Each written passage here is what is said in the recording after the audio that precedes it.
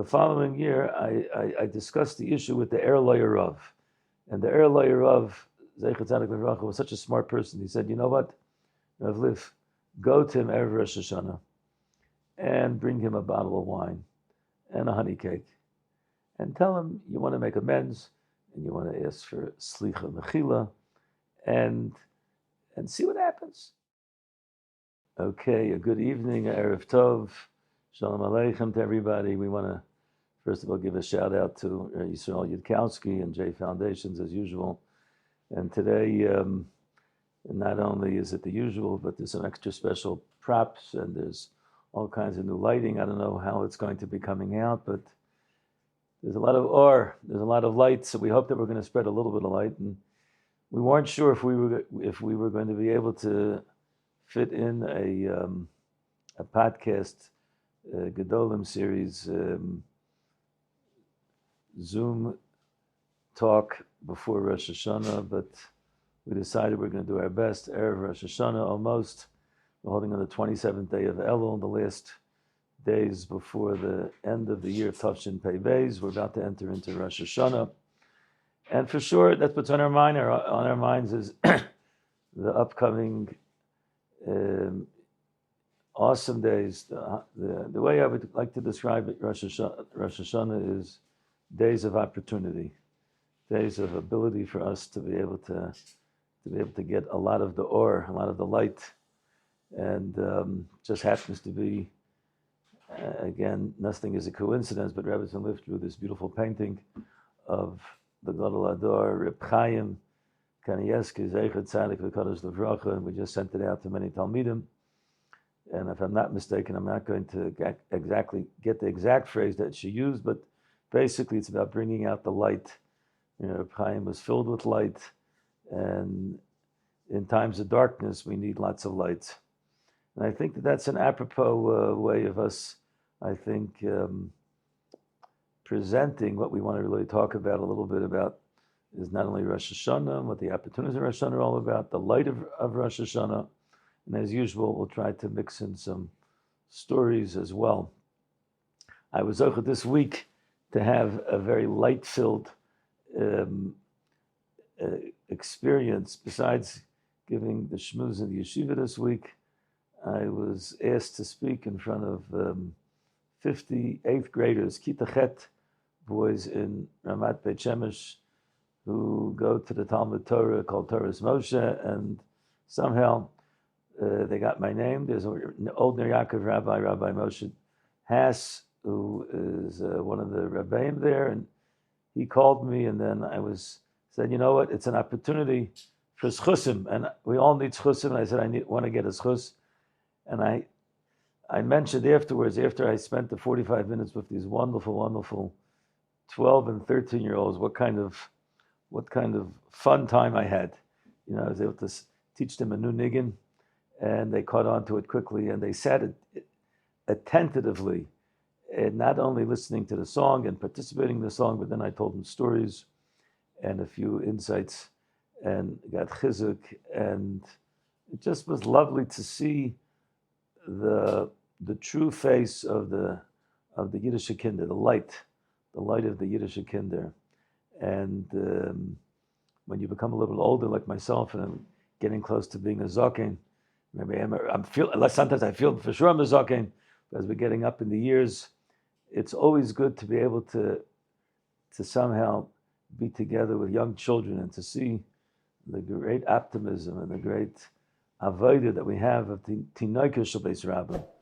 And to a certain extent, it gives us all chizuk that we all have to look for our Tinoika Shel Beis Rabbi, our part of ourselves that is like a tinuk, like a young child that's got imagination, has enthusiasm, who's able to run and is able to do and is able to perform. And as we get into the last days of Elul, and we've been doing our avoda, and many of us have been taking stock of our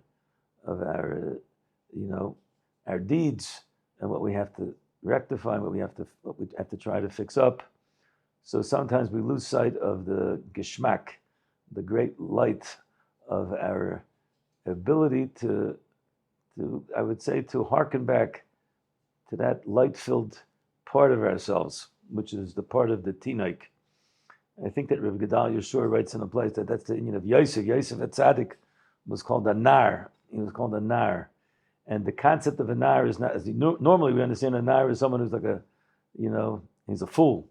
Like he said, does narish things. But the concept of a nar is lashon of eranut, is a concept of youthfulness. And so Yosef at Tzaddik always carried with him the youthfulness. And if you know anything about the Gedolim, Reb Chaim, even in his elder years, but he always had those good jokes. He always had, as I said many times, and I told over the boys today the story which I mentioned recently about Reb Chaim going to the Yam, going to the sea and swimming. And Reb Chaim, for many, many years, for those of us that knew him, he always represented the geschmack, the life-giving force of what happens when a person is immersed in Torah. And this is what we all want. What do we want on Rosh Hashanah? We want the Rosh Hashanah Rabban Hashem should give us a year which is filled with light, a year which is filled with happiness, a year which is filled with sweetness, a year that is filled with youthfulness. The youthfulness of what we can use and that opportunity to be able to put ourselves back into what we want as B'nai Torah, as B'nos Torah, to become better people. Today I went to visit Kvarim. I have both my father, Olav Shalom, and my grandfather, whose yahrzeit happens to be the Shabbos. My Zaidi, Rabbi Yisrael Drieben, I want to mention a little bit about him because he was a wonderful yid, he was a wonderful grandfather. And I went to his kever today, and I said Tillim, and I said Akel Molei, and Mitzvah Shem Shabbos. I hope to be able to say, able to daven for the Yomid. And my grandfather was born in a place called Poltava, Poland, and he was zoichet to see the Tsar as a young boy together with his grandfather, and they made a bracha, and he told me about that experience. And then he came to the United States of America at a very young age. He was only 9 years old when he came, and he was brought up in the States. He went to public school. There were no yeshivas in those days, but he came from a very, very staunch family, and they were very, very frum. And all of his life, he always was a Torah observant yid, and he also had a lot of youthfulness about him. I think that someone asked me recently, where do I get the koyach of Nagina? And I think if I harken back to it, that my grandfather was a Baal Tefillah, and he loved to sing. So I think that part of my DNA came from my Zaidi Rabbi Yisrael. And my Zaidi Rabbi Yisrael, he even in his later years when he was already an almond, my grandmother passed away, and he lived in Bar Park, and he wasn't well, but he would make sure to go to shul. He even had the black African that would take him in the wheelchair, and he would go to the Karlin Shtivel on 18th Avenue, and he would sit and learn Mishnayos. And I remember going there many, many times, and the Bachram in the yeshiva would say, your grandfather's like a young man. That's it. He always had that youthfulness. Whenever I'd come to visit him, he always would ask me for a Dvar Torah. When I would say a Dvar Torah, he'd say, you have another Dvar Torah. He'd say another Dvar Torah. You have another Dvar Torah. And then he used to say a line, which is a famous line. He says, a Dvar Torah is gewaldig, aber das kommt nicht zu a Blatt Gemara. Doesn't come to a Blatt Gemara. The best thing is a Blatt Gemara. And that was always a line that he always used to throw in. And even though he himself did not learn in yeshivas, but he knew what the importance of what the Torah learning was all about, and that the main thing is for a person to have a connection with the Torah and a Blatt Gemara. And when he was nifter, and it was almost a miracle to get him here to Eretz Yisrael, because he ended up being brought Erev Rosh Hashanah, and it was literally before we had to make the burial, and we had to get back for Rosh Hashanah. And it was a miracle how he got on the plane and how the plane went quicker. At least in our books, it looks like he got here quicker. And we were able to have the Levaya, and he was buried, and we were able to go into Rosh Hashanah. In fact, my mother, should be Gesund Stark, reminded me that she only sat a few hours because Rosh Hashanah is mafsik, it's like a yontif. She only had a few hours to sit because of that particular event which took place. And I always think about it that, when I get close to Rosh Hashanah, that my grandfather, he was able to live to literally almost to the last day of the month of that particular year. And it gives a person food to ponder on, that every year is really a matana. How long is a person supposed to live for? How many days? How many years? He was nifter also. I think he was 96 years old when he passed away. And as we said last week, we spoke about Levatel. We want to separate from the queen, but we spoke about that she lived 96 years, and we said that the root of the word mitzvah is tzav, and tzav is 96. So for sure we could say my grandfather, he would pass away at 96 years old, and he kept the tzavim, he kept the commandments. So that's one aspect that we want to speak about, is the concept of how we're going into Rosh Hashanah. Time of opportunity, a time of light. I saw it brought down over here that we take a look at the physical world. We see that the physical world is split up into two parts. We have the nighttime and we have the daytime. The nighttime is darkness. The daytime is light. And the Rebbeinu Shalom, when he created the world, it says Vayom Elokim Yehi Or, and there was light. And what is the light? The light is daytime. But the Medrash says the true light is Elu Maseyim Shal Tzadikim. It's the actions of the Tzadikim. The Tzadikim bring light into the world. Chayshech is Laila. What's Laila? Laila is the time when things are dormant, when you have all the shady characters, and the Mazikim, those are the Maseyim Shal Rishayim. Just like we have in the physical world, we have light and we have darkness. So for sure in the spiritual world, we know that when we have mitzvahs, we have Ma'asim Tovim, that brings light into the world. And the whole purpose is to be Megala, the Kvaid of Shemayim, to bring out the glory of HaKadosh Baruch Hu into the world. We're all going to be standing on Rosh Hashanah. What are we going to say? We're going to say Hashem Melech, Hashem Malach, Hashem Yimlech, L'olam V'ed. We're going to be trying to our best to become again outstanding citizens of the Rebbeinu Shalom's Malchus, to be Megala, the Kvaid Malchus Shemayim into the world, to bring light into the world. The Or, and that's why we say in these days, we say LeDavid, Hashem Oiri V'Yishi. Kadosh Baruch Hu is our light, and Oiri is Rosh Hashanah.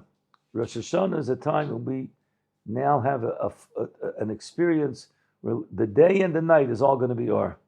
No matter where we are, Rosh Hashanah is filled with light. And all we have to do is attach ourselves to the light. The more we attach ourselves to the light, then we can become Gevaldik. I saw a Gevaldik of art from the Baal Shem Tov. The Baal Shem Tov says in this week's parasha, we say the very famous pasuk. Pasuk says, no matter where a Jew will be, it's really the psukim, when it speaks about the mitzvah of tshuva. So the Ramban already explains that we're speaking about the days of Yehoshua Mashiach, because Baruch Hu is going to return all the people that are in exile. And it says, even if there's going to be someone, a person will be literally at the edges of the heavens. HaKadosh Baruch Hu will gather him together. And the question is, what does it mean, the edges of the heavens? People don't go to the heavens unless you're going to go in a rocket ship. Is that what it's talking about? So the Baal Shem Tov says, he says, a lot of times you have Yidden that, we have to go through the travails of life. So sometimes a person does a chet, he says, even does a Maisa Oval, he takes ribbis, he takes oina, in business, and he somehow, he says to himself, it's not so bad, because, if I'll have money, I'll be able to give tzedakah, I'll be able to support my children, send them to yeshivas, I'll pay the schar limud, I can be ma'anik the Shabbos. So he comforts himself with the opinion that, I'm not really doing such a bad thing, but he is doing something wrong, because he's doing no. And sometimes even a chas v'shalom person can even end up stealing. And he says it all under the guise, he says, but at least he has some sort of intent of tov. He has a machshava tov. Deep down inside, there's a good machshava. So the Baal Shem Tov says that's pshat. Even if a person would be so nidach that he's at the edges of the heavens, that means he's doing a chet. He's not really in the Shemayim. He's at the edges of the heavens, But he has a little kavanah l'shem shemayim. It's connected to the shemayim. Yeah, ksei shemayim. Yisham mikabetz chashem. HaKadosh Baruch Hu says, "Oh, this yid really has deep down inside of him. He has got good kavanas. So HaKadosh Baruch Hu is going to get him to do tshuva. He'll get him to come back. But if chas v'sholom, a person has no intent to do anything good, all he wants is darkness. He doesn't want any or.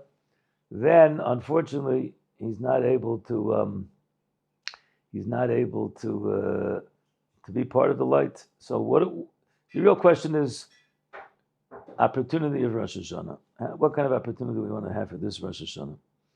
And I think if we look back, we had a generation that we were zoichet to be able to be in the generation of Reb Chaim.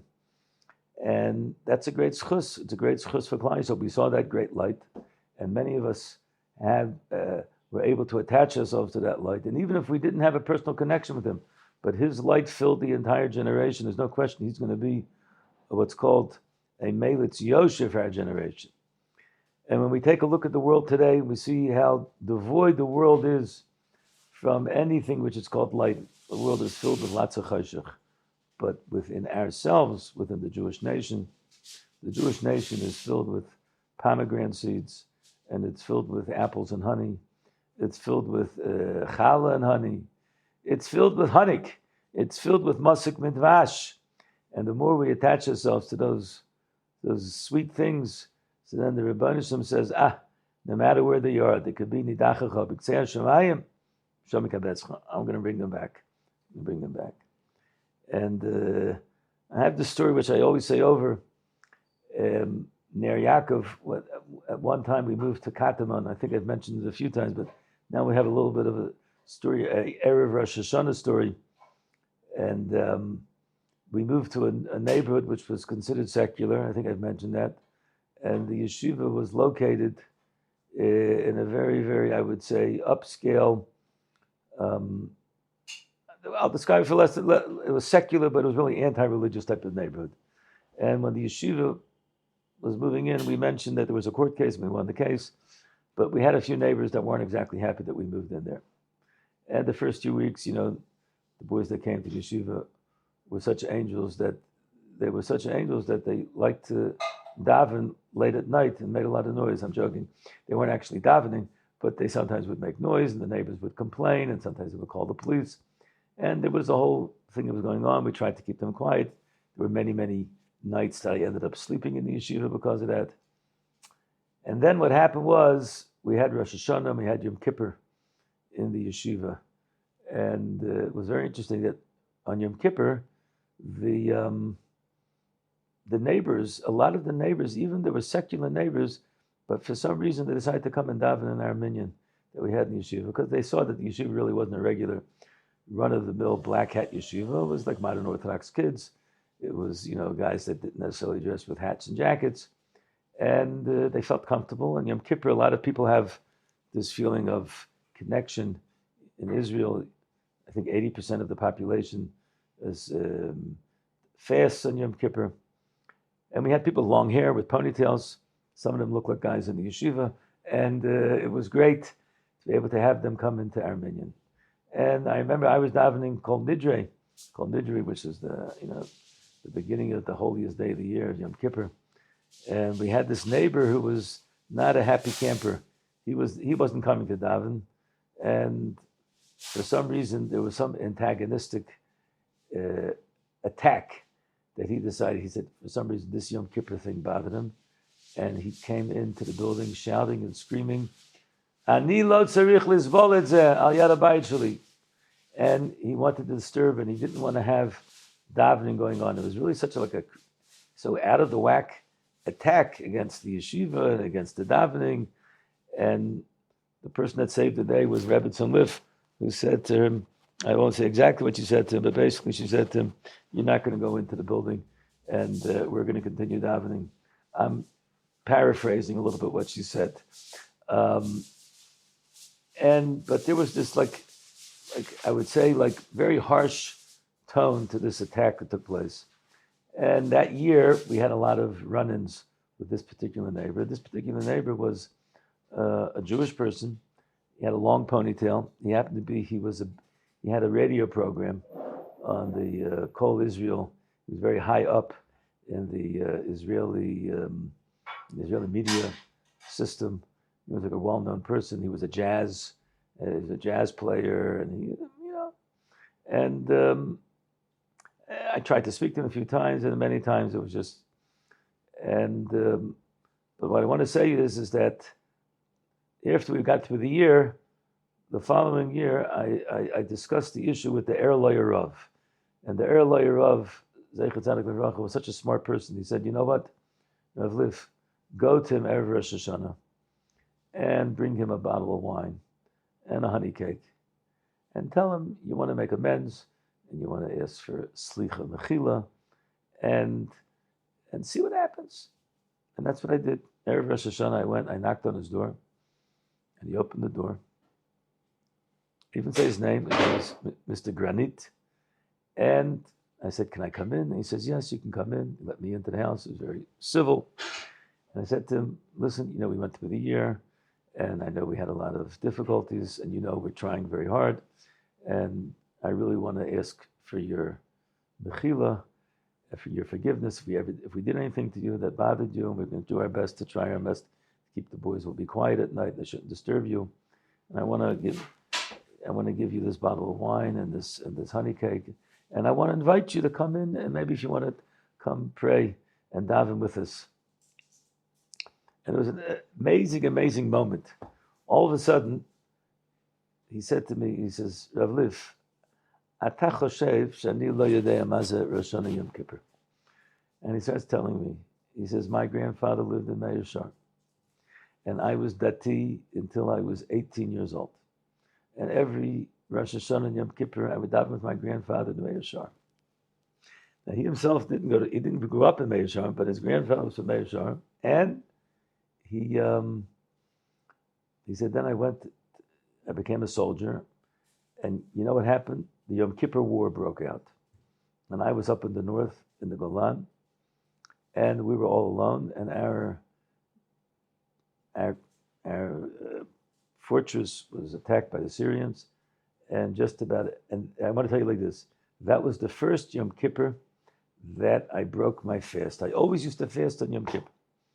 But that Yom Kippur, I broke my fast. And many of my buddies were killed, and I was saved.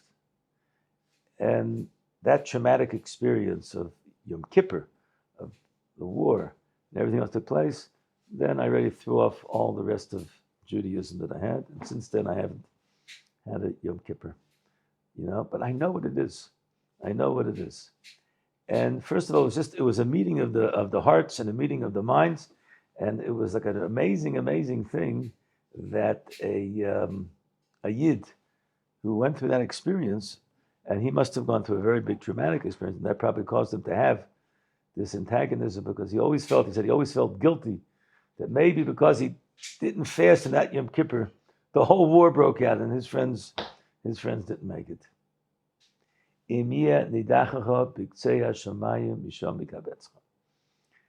don't know. No one can judge any person, but if you have a Yid that deep down inside of him, he still has that Pintele Yid, that shows that there's still part of the Jewish nation. There's still some order, there's still some light.